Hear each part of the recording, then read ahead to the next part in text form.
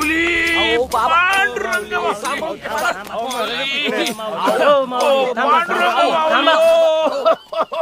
शक्यतो तुम्हाला नाही नारायणा निर्जीव चेतना डाव्या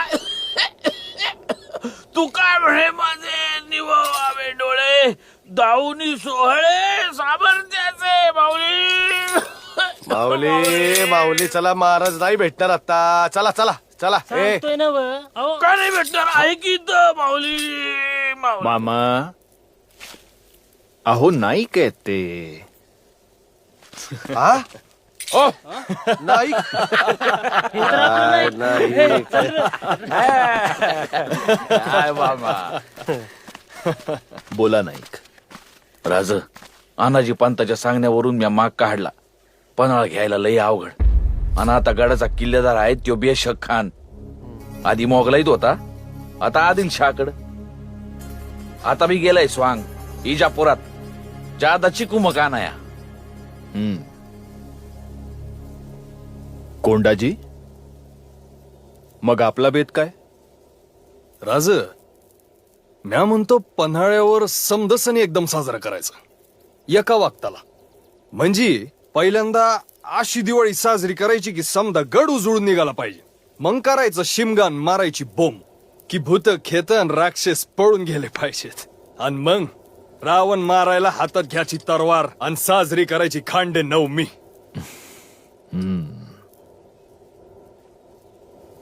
किती माणसं देऊ सोबत? 3000? नाही जी 5000? नगराज मग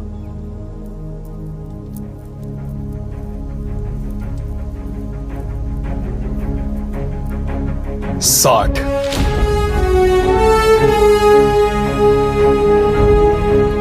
फक्त 60? वय आपलं शिल्कगडी निवडून घेऊ गड. राज या 60चं 6 कसं करायचं ते मी ठरवलंय. वा सरदार वा. तानाजीरावांचं चेल सोपताय. त्यांच्यावर मी कडी केली. त्यांनी तर 500 मावळा घेऊन शिवगड जिंकला. तुम्ही तर फक्त 60 जणांना घेऊन निघाले. भले बर या 60 जणांमध्ये असणार कोण कोण?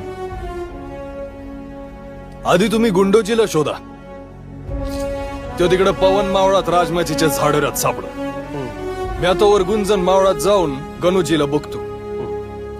तो तिकडे नक्की